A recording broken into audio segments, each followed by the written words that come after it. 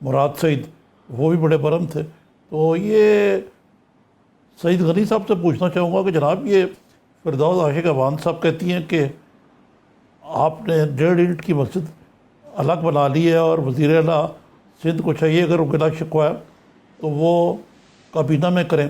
لیکن یہ کوئی عجیب سی صورتحال لگتی ہے کہ اٹیک اس طرف سے ہوا ہے اور وزیر اعلیٰ سندھ نے تو بڑا ملفوف طریقے سے اگر اس کا جواب دیا تو دیا ہے, انہوں نے تو کوئی اٹیک بھی نہیں کیا اس طرح. تو یہ کیا نئی سیاست جو ہے اس کی وضاحت بتائی جا رہی ہے؟ عارف صاحب, میں نے کوئی آج سے 4-5 دن پہلے ایک پریس کانفرنس کی تھی اور اس میں میں نے یہ کہا تھا کہ ہمارا جرم یہ ہے کہ ہم نے کچھ پرو ایکٹیولی کام کیا.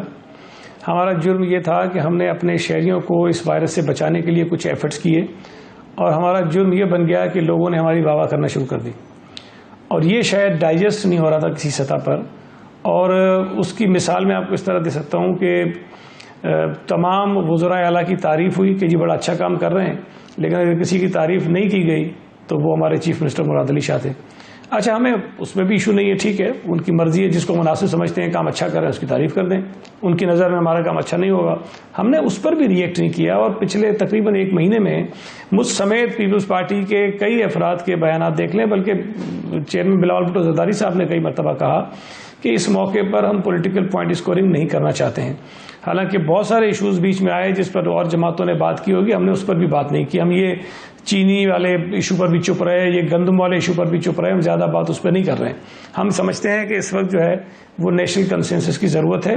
ان ایشوز پر بات کرنے کے لیے وقت ہمیں پھر دوبارہ مل جائے گا, لیکن آج ہمیں اتفاق کے اتحاد کی ضرورت ہے. اب یہ اگر ایک ایک کر کے پہلے ان کے صوبہ سندھ کے اندر جو لیڈر آف دی اپوزیشن ہے, کچھ اور لوگ ہیں, انہوں نے اس قسم کی باتیں کرنا شروع کر دی. پھر ان کے جو وفاقی وزراء جو پورے 1.5 مہینے میں جن کو کراچی سے جیتے ہوئے ہیں, وزیر بنے ہوئے ہیں, جو کراچی میں نظر کہیں نہیں آئے, وہ اپنے حلقوں میں نہیں گئے, کوئی کرونا وائرس پہ ایک اسٹیٹمنٹ انہوں نے نہیں دیا. وہ اچانک سے نادر ہوتے ہیں یا نازل ہوتے ہیں کراچی میں آ کر, اور آ کر وہ ہمیں پڑ جاتے ہیں کہ جناب ہم کھا گئے, ہم نے پتہ نہیں کیا کر دیا, ہم راشن نہیں دے رہے ہیں. اب بنیادی طور پر 2-3 چیزیں ہیں جس پر انہوں نے بات کی. انہوں نے کہا جی جو 12,000 روپے تھے وہ 11 ہماری وجہ سے ہو رہے ہیں. عارف صاحب, آپ کو پتا ہوگا, وہ یقیناً پتا ہوگا, BISP کے پیسے فیڈرل گورنمنٹ ایک بڑے بینک کے ذریعے دے رہی ہے اور بڑے بینک نے خود اپنے ایجنٹ نیچے رکھے ہیں جن کے ذریعے پیسہ تقسیم ہو رہا ہے. پیسوں کی تقسیم میں ہمارا رتی برابر انٹرفیئرنس نہیں ہے, کوئی رول نہیں ہے, یہ خود کر رہے ہیں. جو لوگ پکڑے گئے ہیں, میں نے نہیں کہا, ایک بڑے انگریزی اخبار کے رپورٹر نے ٹویٹ کیا کہ دادو سے جو لوگ پکڑے گئے ہیں وہ PTI کے ہیں, ٹنڈو محمد خان سے جو لوگ پکڑے گئے ہیں وہ PTI کے ہیں, باقیوں کی ہم نے تحقیق نہیں کی. ہم نے تو FIR کی ہیں, ہم نے بندے پکڑے ہیں, ہم نے ان کو جیلوں میں ڈالا ہے, یہ ہمارا جرم ہے. اچھا, پیسے ان کے بندے کھا رہے ہیں, وہ بھی کہہ رہے ہیں کہ جی ہم لے کے جا رہے ہیں. ہم ان سے کہہ رہے ہیں کہ بھائی آپ پیسے لوگوں کے گھروں پہ بھجوا دیں. یہ جو مجمع لگ جاتا ہے جس کا بھی وہ محترمہ بھی ذکر کر رہی تھی کہ جی ہماری ذمہ داری ہے کہ ہم لوگوں کو جو ہے وہ سوشل ڈسٹینسنگ پہ کریں. بھائی آپ 10,000 عورتیں ایک جگہ اکٹھی ہو جائیں گی اور آپ ہمیں کہتے ہیں کہ ہم ان کو مینج کریں, یہ امپاسبل بات ہے, ہو نہیں سکتا ہے. تو یہ الزام بھی انہوں نے ہمارے اوپر لگا دیا. ان کے وزیر آ کے کہتے ہیں کہ جی ہم نے 2.5 ارب روپے پرائیویٹ لوگوں نے ہمیں ڈونیشن دی ہے, اس کا حساب دیں. آج چیف منسٹر صاحب نے بڑا وضاحت سے بتایا کہ اس اکاؤنٹ کی صرف 15 کروڑ روپے پرائیویٹ لوگوں کی طرف سے آئے ہیں اور اس اکاؤنٹ کو جو آپریٹ کرتے ہیں اس میں فیصل ایدی ہیں, اس میں ڈاکٹر عبد الباری ہیں, مشتاق چھاپرا, یہ تینوں ایک کریڈیبل ایماندار لوگ ہیں جن کو سب پورا ملک جانتا ہے یہ کس طرح کے لوگ ہیں اور کس طرح یہ خرچہ کرتے ہیں. ان کی مرضی کے بغیر 1 روپیہ سے خرچ نہیں ہو سکتا. اس ریلیف کے فنڈ میں سے صرف 3 کروڑ روپے اور کچھ لاکھ روپے نکالے ہم نے, اور وہ بھی ہم نے جو ایکسپو سینٹر پہ ایک وہ بنایا ہے ہاسپٹل, جو ٹیمپریری ہاسپٹل بنایا آئسولیشن سینٹر, ان کو دیے, اور وہ بھی پاکستان آرمی خرچ کر رہی ہے کیونکہ وہ مینج وہ کر رہے ہیں تو ہم نے پیسے ان کو دیے, خرچے وہ سارا کر رہے ہیں, پھر انہوں نے کہیں سے ڈونیشن بھی لیے. اب ایک ایسا کام جس میں نہایت ہی ایمانداری کے ساتھ نہ صرف صوبائی حکومت بلکہ ہمارے ساتھ جو بہت مخیر حضرات ہیں وہ بھی کام کر رہے ہیں, انڈیپینڈنٹ لوگ اس کے اندر شامل ہیں, اس کے اوپر بھی یہ بے بنیاد الزامات لگا کے اس کو کنٹروورشل بنانا چاہتے ہیں. اب مطلب اس سے میں کیا تاثر لوں کہ سوائے اس کے کہ ہمارے کام کو خراب کرنے کے لیے آ گئے یہاں پر. تو یہ بنیادی چیزیں, اب اس کا جواب ہم نے کچھ دیا ہے. میں سمجھتا ہوں کہ آپ جس طرح آپ نے خود کہا, چیف منسٹر صاحب نے آج بڑی تفصیل کے ساتھ ایک چیز بتائی, کسی کو اٹیک نہیں کیا, گزارش کی, التجا کی وزیر اعظم صاحب سے کہ آپ لیڈ کریں, آپ فیصلہ کریں, ہم اس کو فالو کریں گے. وہ بھی ناگوار گزر کے محترمہ. ٹھیک ہے, ٹھیک ہے. جی نظامی صاحب. جی سعید غنی صاحب، یہ 1.5 اینٹ کی مسجد سے پھر کیا مراد ہے کہ آپ نے الگ بنا لی ہے؟ دیکھیں، میرا خیال ہے کہ شاید ان کو یہ بات ناگوار گزرتی ہے کہ ہم بار بار یہ کیوں کہتے ہیں کہ جی معیشت سے، مزدوری سے، جو آپ کا روزگار ہے اس سے زیادہ ضروری انسانی جان ہے. شاید یہ ناگوار گزرتی ہے، چونکہ وہ سمجھتے ہیں کہ نہیں، جان تو آنی جاتی ہے لیکن روزگار کو پہلے بچاؤ، معیشت کو پہلے بچاؤ. ان کا موقف یہ ہے کہ معیشت اور روزگار پہلے ہے، جان بعد میں ہے. ہم یہ کہتے ہیں نہیں، جان پہلے ہے، معیشت اور روزگار بعد میں ہے. یہ جو ایک ہماری کنفلکٹ ہے شاید، یا جو کنٹراڈکشن ہے دونوں ہمارے اس کے اندر، موقف کے اندر، وہ شاید ان کو ناگوار گزرتی ہے، جو بار بار ہم اظہار کرتے ہیں جس بات کا کہ آپ لوگوں کی جان بچانے کی کرو، روزگار ہم بعد میں بچا لیں گے، معیشت ہم بعد میں بچا لیں گے. لیکن شاید ان کی ترجیح یہ ہے کہ جی پہلے معیشت کو ٹھیک کرنے کی ضرورت ہے، جان تو خیر ٹھیک ہے، بچا لیں گے بعد میں. اچھا سعید صاحب، آج جو NCC کی میٹنگ ہوئی ہے اس میں وزیر اعلیٰ سندھ مراد علی شاہ کی سفارشات کیا تھیں؟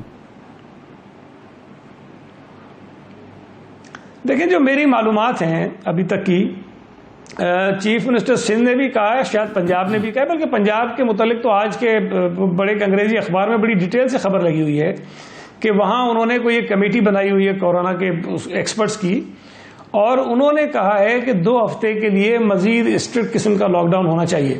اور شاید یہی بات آج چیف منسٹر پنجاب نے بھی کہی ہے.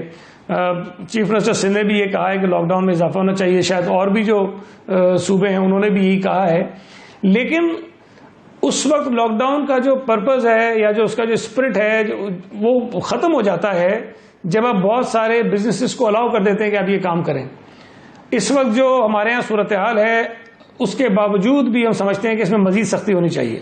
لیکن اگر آپ اس میں نرمی کر کے اس کو بھی لاک ڈاؤن کا نام دیں گے، وہ لاک ڈاؤن نہیں ہوگا، پھر وہ کوئی اور چیز ہوگی، نام اس کا آپ کوئی بھی دے دیں.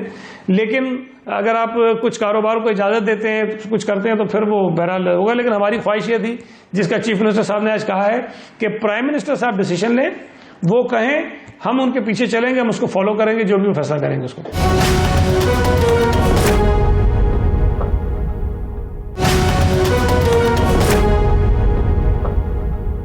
پرائم منسٹر یہ ڈیسیجن لیتے ہیں کہ لاک ڈاؤن جو ہے جس کو نرم کر دیا جائے، کچھ انڈسٹریز کے لیے ایکسیپشن کر دی جائیں، تو آپ اس کے باوجود کہ آپ سفارش کر رہے ہیں کہ 2 ہفتے کی لاک ڈاؤن کی جائے، آپ اس کو فالو کریں گے یا جو فیصلہ صوبائی حکومت کرے گی اس پر چلیں گے؟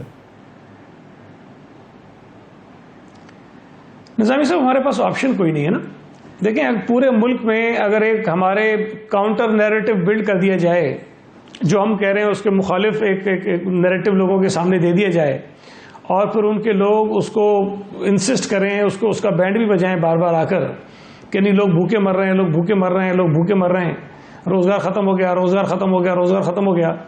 تو ہمارے پاس کوئی جادو کی چھڑی تو ہے نہیں کہ ہم جا کے کر لیں. اور یہ جب تک شہریوں کا تعاون نہ ہو، جب تک ایک ایک شہری، ایک ایک جماعت، ایک ایک حکومت ایک صفحے پہ نہیں ہوگی اور ان کا ایک موقف نہیں ہوگا، تب تک یہ لاک ڈاؤن نہیں ہو سکتا ہے. بدقسمتی سے ہم جو بات کہہ رہے ہیں، سامنے سے ہماری مخالفت میں جو آرگومنٹ ہے اس کو اسی زور سے پیٹا جا رہا ہے، اور وہ ظاہر لوگوں کے انٹرسٹ میں ہے. لوگ مصیبت میں ہیں، لوگ تکلیف میں ہیں، لوگوں کا روزگار متاثر ہوا ہے، لوگوں کا کاروبار متاثر ہوا ہے. تو جب آپ اس کے دل کی بات کرتے ہیں تو اس کو لگتی ہے. تو ہم باوجود کوشش کے بھی شاید وہ نہیں کر سکیں گے جو ہم چاہتے ہیں. جی تو ہم جو فیصلہ ہوگا وفاق کی سطح پر، ہم اس کو فالو کریں گے. اور بہرحال اب فیصلہ کرنے لوگوں کے ہاتھ میں ہے کہ کون صحیح ہو رہا ہے، کون غلط ہو رہا ہے. جی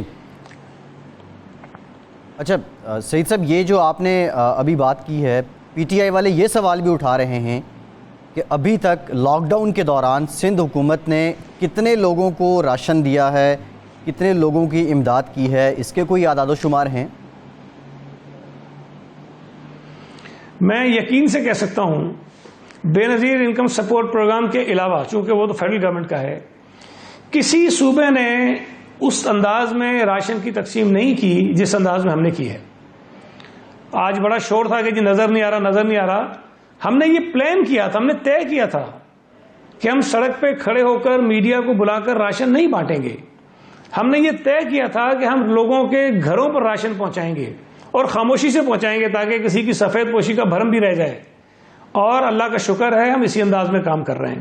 صرف صوبائی حکومت نہیں کر رہی، ہم نے ہمارے صوبے میں کام کرنے والے تمام رفائی اداروں کو اپنے ساتھ ملایا ان کو ایک سینٹرلائز ایپ کے ذریعے ان کو آپس میں کنیکٹ کیا، اور یہ بھی پہلے نہیں ہوتا تھا، حالات بھی خود کام کرتا تھا. ان کو کنیکٹ کرنے کے بعد وہ بھی کام کر رہے ہیں، حکومت بھی کام کر رہی ہے تھرو ڈپٹی کمشنر اور یو سی کی سطح پہ جو کمیٹیاں بنائی ہیں اس کے تھرو. آج تک کم از کم، میں آپ کو بتا رہا ہوں، کم از کم جو ڈیٹا ہم نے کلیکٹ کر لیا ہے، اس کے علاوہ بہت زیادہ تعداد ہے، 6 لاکھ خاندانوں کو راشن یا پیسے ہم پہنچا چکے ہیں، جس کا ڈیٹا ہمارے پاس موجود ہے، ہم پہنچا چکے ہیں. لیکن ابھی بھی بہت بڑی تعداد ایسے افراد، ایسے خاندانوں کی بھی ہے جن کا ہم نے ڈیٹا ابھی تک انٹر نہیں کیا ہے. مجھے بتائیے کہ پنجاب نے کیا اس طرح تقسیم کیا ہے، مجھے بتائیے کہ خیبر پختونخوا نے کیا اس طرح تقسیم کیا ہے، یا بلوچستان نے اس طرح تقسیم کیا ہے. ہمارا اچھا کام، جس کی پذیرائی ہونی چاہیے کہ ہم خاموشی سے لوگوں کے گھروں پہ جا کے دے رہے ہیں،